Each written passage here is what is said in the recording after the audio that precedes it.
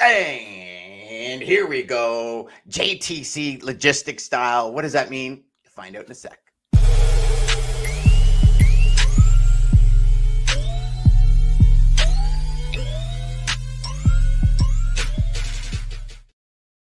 That's what I mean, folks. Rico Rikoski joining us here today for a little JTC Logistics Style.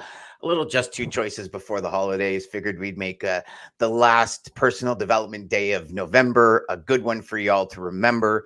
Tomorrow, I think it's got to be tomorrow because we're doing book club. Ryan's last day on the show will be tomorrow until the new year. So we wanted to kind of go out. I know, I'm already sitting there going, how in the hell am I going to do this? But I'm going to have to figure it out because, Ryan gave me enough notice. Don't get me wrong. He was Rico. He was like, dude, this is what's happening in December. I'm just waiting until the last minute, So, Rico Rikoski, choice pioneer, my man. What's happening? I had a just two choices experience over the holidays, and I think this is going to apply to everybody for the upcoming holidays. So Sunday before Thanksgiving, everything was up in the air, and Sunday night, I get a phone call from my brother, and he goes, "Hey, I will be in town. How about Thanksgiving?" Okay, great. About an hour or so later, I get a phone call from another friend who says, "Oh, we got like 30 people coming over to the house." So I got no plans, like zero plans. And so here was my plan. I went and bought this 1 pound turkey drum. Turkey drum. I saw it and I go, yeah, that's pretty good. I'll just like heat up this drumstick and then, have veggies and stuff with it because nothing was happening. Now, the next thing you know, I have 2 calls. And then Monday, I get a 3rd call from a guy I fly with. He says, "Hey, we have family coming over. Why don't you come over for Thanksgiving?" So now I go from 0 to 3. So I'm like, how do I, what do I take? How do you make a choice, Rico? Yeah. What do I take? I wasn't thinking just 2 choices, and I'll explain that later at first. So I go to the bakery and I see all my favorite pies and stuff. And it's like, yeah, I don't know, man. I don't know. Pecan pie and pumpkin pie, and then the light turns on. They go, I know what, I'll go to the frozen foods because they really got good stuff, and just let me see what kind of frozen pies they got. I go there. Right in front of me are my 3 favorite pies: pecan pie, coconut cream, and chocolate silk. And it's like, who gets the chocolate silk, who gets the pecan? And then a light turns on and I went, I know what, I'll cut the pie in thirds and everybody will get chocolate silk, pecan, and coconut cream. So as I take that pie over to one of the guys' house that I was invited to, he goes, "Oh, he knows about just 2 choices." He goes, "Oh, you just blew your just 2 choices thing." And I said, well, it's just 2 choices is the process. I said, there are always more options. I mean, you look out in front of you, there's options. And in this particular case, we have 3 options, but we got just 2 choices, right? I take the pecan or I take something else. Or even if you took a slice out of the middle that took all 3 flavors at the same time, that's still one choice. And so, compared to taking only a piece of pecan or only a piece of chocolate silk. So that was my just 2 choices moment over the holidays. And so over the upcoming holidays, if you're looking at those food trays with all those candies and stuff like that, it's still a just 2 choices process. No matter, chocolate and nuts and cookies and all that other stuff, it's still a just 2 choices process in terms of what you follow through. There's still a position slotted before that is, do you even want dessert or do you even want pie? Yes or no? Yeah, exactly. Right? And you're the one that taught me that, Rico, when I was like, well, how do you make a choice on a menu? And you're like, well, first of all, you got to decide, like, do you want meat or do you want pasta? Do you want this or do you want that? And you're always kind of comparing those 2 with each other in a process of elimination, be it subconsciously or consciously. It's always happening in the background. Yeah, exactly. Yep. And so how much, so you cut all 3 pies up in a third, you put them all together and brought them. That's actually pretty. So that's an actual picture of the pie. That's the actual picture of the thirds that I put together. Yeah. Nice. Is that a Polaroid? Huh? Is that a Polaroid? No, that was with my, no, so with my camera, and I cut it into small pieces. Like I so I can have other things that I can show on screen, I like that. and we don't have to do screen share thing, so that's part of the strategy. That's good. That's good. That's good. So, Ryan, do you have anything to say before I get into it, or what? No, I'm a little bit hungry now. I think I might need to leave, and I actually got some pecan pie in the fridge right now. So, if you guys see me go off camera, you know what I'm doing. Ryan's going to pretend he had an internet failure. He's going Not that where many- he just freezes and then he hits his camera, click, and he's gone. All of a sudden, I think we lost Yeah. Ryan. He'd come back, he's got pie all over his face. That'd be like me with chicken wings. So, Rico, I got a question for you, my man. Yeah. As it relates to choice, right? We've got, to kind of give you a little bit of background in the logistics world. I think like most industries, we've had a very big disruption over the last kind of 36 months. That's starting to calm down. That's starting to twist over. If we have sales reps that they're watching and listening, that are struggling, that are having a hard time. What kind of advice would you give them when it comes to Just Two Choices about, retooling, recalibrating, trying to focus on the fact that there is a ton of money out there. You just got to go and get it and find it and look for it and maybe not give up. What kind of advice are you sharing with people at this time of year after, one of the toughest years, probably most people will say in the industry, like in any industry since 2008-9? Yeah.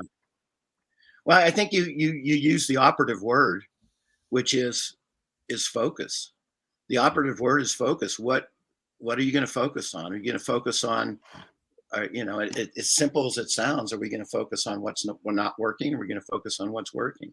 Mm-hmm. And as we talked about, in the past, and one of the things that happens, I mean, for myself too, is it's like that comes back to that Yoda quote to Luke Skywalker, and Luke says, is the dark side stronger? Yoda says, no, it's quicker. It's easier. It's more seductive. It's quicker and easier to fall back into, we've been in this slump in logistics for the past couple of years because of C-19 or stuff getting stuck in the, harbor or whatever you guys, stuff getting stuck and not being offloaded off ships. And Yeah. you can go through that whole dialogue and the word, the operative word these days is narrative. You can go through that narrative, or you can go through the narrative of, that stuff happened, but I've got to flip my thinking into how I can make it happen. And then you say, well, how do I make it happen? I don't have any good ideas. And the easiest way, myself included, is to write down all the things that I'm complaining about that aren't working. And then say, well, why don't I just write the positive opposite to that? And then, so you write down all the negative stuff that's not working with the stuff that's still stuck on the ship in the harbor and the whatever else, and the electric vehicles and the plugins and all this other narrative stuff. And then you write the positive opposite. And then I pick the easiest one. The pecan pie is the easiest one, Ryan. I picked the pecan pie. And so, I just picked the easiest one because you got to start, what's fascinating is that we were born making choices. People talk about habits are the core of who you are. They are. But what builds your habits? Your choices. You're born making choices. And that's why it's invisible. Making choices is invisible to all of us, because it's just so part of a nature of who we are. But it really does boil down to, there are just two. The baby either cries and is not happy and says, I'm hungry, or the baby decides to go to sleep or do something else that's not, that doesn't, where it's when it's comfortable. But we're in the same place every moment of every day. It's every second is a Just Two Choices moment. And so that's how I'd say, write down all the stuff that you figure's not working, all the complaints, all the whining, everything you got, write all 20 or 30 of them down, write the positive opposites, and then just pick the easiest one to start with and get started. Because the answer is, if you choose to go the other direction, you're just perpetuating what you already have, which goes back to your original question. Where's your focus? Long answer to a short question, but there we go. No, but it's a great answer. And let me ask you this. why do you start with the easiest? There's a lot of people out there that say, you know what, always take the hardest task through the day and, you know, conquer that one first and to give you energy to do the next one. So share with the audience why it is you look at the easiest one first. Because my psychology is just my own psychology. You know, Okay. I'm going to take, I'm, you know, those kinds of people, I honor what they say. I respect what they say. God bless them. That's their choice, right? Yeah. They've got this, that's how they use their just two choices. They Yep. say, use the steep, the biggest one. And I use my just two choices to say, you know what? I'll just take a little slice of pecan pie and I won't take a big bite of it. And I'll start off slowly in terms of what my next step is. And sometimes I do jump into it. Don't get me wrong, but you know, especially with what I'm envisioning, what you're talking about in the logistics world, the dynamics and the complexity of what's out there. For some people to take that giant step is too big of a step. It's like going up a ladder where the rung is outside your reach. You know, and if you're going to take that big a step and you got to pull yourself up on a rung, that's a ton of work. But if you can take that small step and maybe the rungs get a little bit further apart as your time goes on, you can look back down when you're halfway up the ladder and say, man, if I'd have made that giant step like that, I never would be up here on this rung halfway up the ladder because I made small steps. But that's just my psychology, and everybody gets to use their just two choices the way they want to use their just two choices. And that's how I see it. Yeah, I like that because you got two opinions there, right? The one is you create little wins, which give you more motivation for the bigger wins, or you do the big win, which then everything else is kind of easy afterwards, kind of perspective. I like that, and it's all just two choices. Yeah, and it's not like the easy win is something that you use perpetually for the rest of your life. Remember, you pick up this momentum, and then pretty soon, what was once an easy win is now a consolidation of 6 easy wins that makes a nice step. And then all of a sudden, now you're building the momentum, you know, and now you're saying, let me make that phone call. Yeah, I'm going to make that phone call. But it took that little bit of momentum of the small wins, like you talked about, to bring those together to be able to say, now I'm going to make some bigger steps or climb a little bit higher up the ladder, or however you proceed to do it. But again, I have sometimes the discussions. And I say, that's how you use your just two choices. That's great. I honor that completely. I use my just two choices differently. It's called free will. We've all got it. You know, it's who we are inside.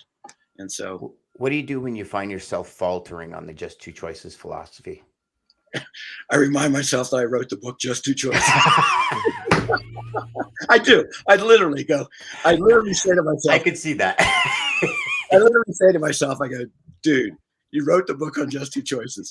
You can't, you just have no out to this. Yeah, if there's one thing you can't do is have 3 choices if you wrote the book on just 2, right? You cannot make at least some small incremental positive choice. You know, you can't. I laugh quite a bit about that, saying, oh, why did I do this? Like, I'm stuck. Well, I'm not stuck. But, it gives me the backdrop, just like, anything in life. You say, okay, I'm gonna make the phone call. I had something just come up this morning just before we came on, and it's like, I don't want to look at my email. Yeah.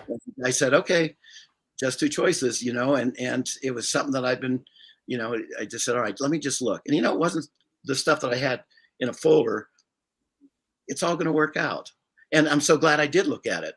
But it was just a simple thing that now, like we were talking about before, now opens me up to those bigger steps, which after this, after we have the, I'll be missing you guys, but after we have this discussion, I'll step right into that, which I might not have done before. So. And, Ryan and I have often talked, and it's one thing we do is, as we go through the day or we go through the individual phone calls, I've always had a habit of writing down the rebuttals that prospects have, kind of what they said, what I said. And then at the end of the day or the end of the week, I typically go back and I look at some of the rebuttals, if you will, that I had. And I said, well, how can I make that better? And, how can I improve on when somebody asks me that question again, or comes back with that rebuttal? And, the way you just put it, where if you've got this, as Zig Ziglar calls it, stinking thinking, the ability to just it's an amazing tool just to be able to write it down and then say, what's the opposite? And then even I would suggest even go a step further and you have it on both sides of the paper and then fold the negative side in the back and just keep that positive side where you can see it. And anytime your brain goes to that negative thought, you can choose to look at it. Like I've got a Just Two Choices coin right on my computer that I tape to my computer, and it's with the happy face up, right? So I got a few of them here that sit by my computer, but I have one taped to my computer with the happy face. So anytime I get that, I just look at it and I'm like, okay, I got two choices. And it's just these little tools that remind you. And I look at it now, here my brain is going, well, that's a choice for me to put that on my computer as well. And it's a choice for me to look at it. It's like everything around you, then you start seeing it as choice. Do I pick up my phone? Do I not pick up my phone? Do I make that phone call? Do I not make that phone call? Do I try and get better on that call? Do I not try and get better on that call? I think it's it starts creating its own evolution in your mind. Well, and this is just for me because I'm a visual guy. You know, I was originally going to art school and ended up flying airplanes. It's like, you know, it's just. I mean, it's a little bit of a different career path. But yeah. Honestly, when I left high school, it was like, I'm done with math. I'm going to art school. You know, it's like I don't have to worry about physics and all that other stuff. You know, and next thing you know, it works out. And I'm like, man, here I am back in this scientific world again. But, you know, with everything being visual, just like you talked about, Dan, I like the idea of folding it back. And then, you know, the Just Two Choices diagram is what's always in my head. Yeah. You know, for me, I write it down here, the stuff that's not working. And then I just, you know, on a bigger piece of paper, and then I flip it, because for me, the visual's powerful. I mean, and for other people, it's not. For other visuals don't matter that much. But for me, it's really a key part of just the way I process things in my head. I've got notes everywhere and stuff spread out, you know, and diagrams and arrows. And, you know, I think I'm just going to put it into a big box one of these days and just see how many boxes of this stuff I have that, you know, that I've used for processing. But the visual, the idea, and it goes back to what you guys, you know, really well know too, is that, you know, the hand-eye coordination between writing and, you know, writing something down and how it imprints within the mind is a powerful thing. And so however you do it, whether you fold it or, you know, you use the Just Two Choices diagram, just draw two arrows, you know, that imprints it, you know, that imprints a pattern of direction. So, you know, just like in flying, when you're in the clouds, man, you got no idea. You just look at that instrument and you just go, I'm still right side up. You know, at least that's what the instrument says. I'm still right side up. When you're in the clouds, you can't see a thing. But the same thing goes here. When you're in the clouds, and that goes back to what you were talking about before, Dan, you know, about making small choices. When I'm in the clouds with my life, that's what I'm picturing. I'm picturing the upward arrow. You know, I'm saying, I know if I go this way, it's going to take me further away from what I want, and I'm going to be getting more disoriented rather than to get oriented by making that upward vector, that upward positive choice, you know, that going that direction. So that's, to me, the key to the visual is the direction that my mind gets to add on top of a bunch of words and thoughts that are processing through my head, you know, a million miles an hour. You know, it helps me to kind of like slow it down and say, all right, which direction are we going to point this? Ryan, you've been quiet. What's up? Yeah, no, I've just been honestly taking this in. I just think that there's so much power in everything you kind of said. And for me personally, when I switched from like an abundance mindset of thinking that everything is happening to me, and I just realized, especially when the number one thing people talk about is money. And someone told me, Rico, yesterday, that at every second, $4.2 trillion is available to anybody. And why can't that 1 second? Why can't you have that 1 second, right? And I started to think about, you know, when we think about like sales reps, when I started to kind of think outside of the box and I tried brand new things, money just became readily available to me. So I'm like, you know, just trying out new things completely, whether, like you said, going with those momentum of having those sales calls or having that intention too. Because for me, that mindset, when I'm in the abundance mindset, is like, hey, I have to make these calls. It switches to I get to make these calls. You know, so when I treat everything like a privilege, like nothing is given or nothing is expected, that, oh my God, I get to be on this podcast today, not that I have to do this podcast anymore. Or like you mentioned before, you had something tough to deal with in your email. Now, after your mindset, after priming up with us this morning, you're going to go into your email and you're going to be like, okay, cool, I get to handle this inquiry and all those things. And you know, Yeah. I think there's just so much power in giving yourself that choice, because a lot of us will get into that trap of thinking that we don't have any choices. But there's always a choice. Like you always say, the two. I got the coin here as well, and I constantly look at it as well. And I think there's power in letting things breathe a little bit too, Yeah. in terms of like if you're faced with the right decision. And I love that you said about your email, you could have responded right away, right? And that would have been your two choices there, but you're letting that breathe and letting that opportunity, let it really kind of float in. For anybody who's watching, who's a logistics sales rep right now, they know when they see that their phone is ringing from their angry customer, they know that maybe their truck is late or something like that. You know, if you Yeah. let it breathe, I'm not telling you to ignore your customers, but if you let it breathe and understand, you know, Uh-huh. like most times, Rico, problems resolve themselves. You just have to give it time and patience, right? So when we kind of come in the timeline and we kind of try to change it up a little bit, then that's when things start to go a little bit messy. Well, that's well said. Problems solve themselves. Um, I'm on the embarrassing end sometimes of having been the person who was calling up saying, "Hey, what about this? Why didn't this happen?" And then, never mind. Like, they delivered it well. And it's on my porch, or Yeah, I'm the making. Amazon delivery driver, right? Like you said, it's delivered. I need it now. It's like when Skip My Dishes or Uber Eats comes and they're like, yeah, it's been dropped at your door. You're looking out the door. It's like, where's my teriyaki chicken? You know, it's not there. And then 5 minutes later, it magically appears, right? So, And pecan pie. So yeah. And the pecan pie. You gotta have the drumstick and pecan pie. Ryan, you made a great point there. You know, yeah, I love that transition and thought to I get to do this yeah, as that's right. opposed to I have to, right? Like how often do you say to somebody, "What's up today?" Well, I have to go to this meeting or I have to do this. And it's almost like it's second nature for us to say, I have to do this, right? Like I mean, when you said it, Ryan, I started thinking back even to as early as this morning. I have to be on a call at 8:30 instead of saying I get to be on a call with a super intelligent person at 8:30 that we're going to discuss some pretty cool things that we're implementing in the future.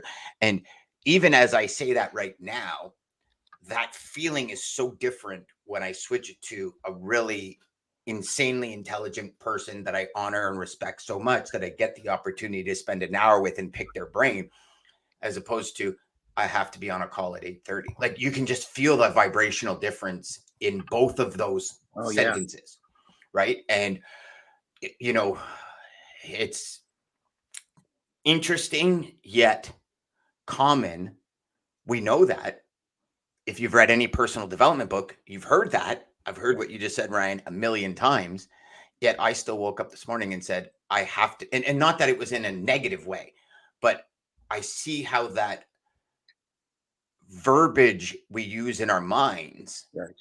changes the vibration. And it's almost as if it's a coming again kind of sign that I forgot about that I knew that now has come back.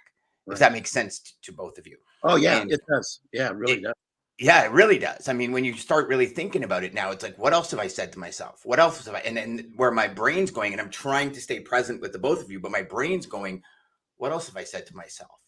That I can change that verbiage, have, just two choices. I can choose to speak to myself like this in my mind or speak to myself like this. And I think that, correct me if I'm wrong, gentlemen, but this comes down to conscious thinking over subconscious thinking. Because if we've spent decades with just that, I have to be at this meeting, or like, think about it. How many people, when you say, what are you up to today? Oh, I get to go to a meeting. I get to make sales calls. I get, like, nobody talks like that. Well, and that's the momentum that I think.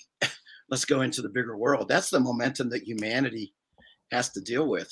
I mean, you look at it; it's always been worst case.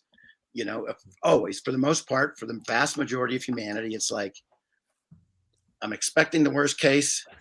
Oh, thank goodness it didn't happen. Like my guy, it's Can kind of I like share actually? Can I share a quick story about that? Actually, Yeah. because it yeah, actually happened perfect. to me on Wednesday. Yeah, So my wife and I, we sold our car, and a part of it, we kept the winter tires, and we put the winter tires up for sale on Marketplace. I was texting with somebody first and foremost. So the person texted me. It was a woman on Marketplace, and she said, she's from Brampton and she's looking. She wants the tires. So I had an event to go to that evening. She said she would be here at a certain time. We're texting. She's like, okay, I'm gonna probably be like an hour late. So I had two choices. The two choices was, hey, you either come back tomorrow or I'm gonna put the tires outside on my driveway. So I made the decision to say, hey, I'm going to put the tires on the driveway. Just shoot me a text, shoot me an e-transfer for the money, and things like that. That whole time while I was away and I had those tires, those monkey mind thoughts came like, okay, first, what if somebody steals the tires? B, what if this person's not a woman? She comes and breaks into my house. It's only my dogs at home. I started thinking about, oh my God, how much is how much insurance do we have for our house? I started thinking all these negative things. And then 15, 20 minutes later, I get a text, e-transfer is done, and I get a text, thank you so much for it. And then I ended up sending her back the money because she drove far and it wasn't quite expensive. But when you let that monkey mind kind of just go, that's where I kind of believe in, as much as I can say calm the monkey mind, but it literally happened to me a couple of days ago. And I don't want to make the excuse saying it's human nature, because it could be from either our generational, the way that we've grown up, situational based on work or anything like that. So I don't think I'll ever conquer this, but it's just funny to hear this conversation right now and then be like, yeah, I was that person a couple of days ago thinking the worst, the complete worst. I'm like, oh my God, they're going to kill my dogs. We're going to have to, this is going to be the worst Christmas. And I'm like, this was only over $50, And then Jax is going to show them exactly where the jewelry is, because they're going to have dog biscuits for him. Yeah. Like, you know what, Ryan, that's beautiful. That's a great point. I've asked this point to so many people in the personal development space, so many people in the positive mind space, in the positive productivity space. And brother, every single human operates like that. Like, even I remember asking Bob Proctor one time, do you ever have, he goes, Dan, I have doubts all the time. He goes, like, I'll wake up in the middle of the night going, am I friggin' stupid to think I can do this? He goes, everyone has it. It's a matter of how long they stay and what you do about to rearrange those thoughts. But I know, Rico, we've had the conversation many times. It goes back to, like, the old adage where humans were hunted and and it's like these and all that. And I don't know if I necessarily want to get into that, but it's like, Ryan, I think everybody has these thoughts, but you know what? For you to realize it is, and that's I guess where this whole choice thing comes in, right, Rico, is when, having the power to say, okay, whoa, hold on. Where did I just go with that? Like, I'm having it. I was telling Dean this morning, over the last couple of weeks, for some reason, I'm starting to get more and more night terrors. And I started to realize that at this time last year is when my health started to really go downhill. And it's not happening during the day. There's zero thoughts of being unhealthy during the day. It's when I'm sleeping, where I wake up in these cold sweats, picturing myself at 140 pounds, thinking I'm dying. And I'm waking up and it's like I wake up and I go, oh, that was like, but now you're up. So now I'm mentally choosing to put myself back to sleep. But this is happening 2-3 times a night. And so now what I did last night is when I was going to bed, I started talking to myself saying, okay, like, these are just dreams. I've had all these scans. They're clean. I'm good. Everything's good. I'm healthy. I'm exercising. I'm getting more energy. Last night I had 1.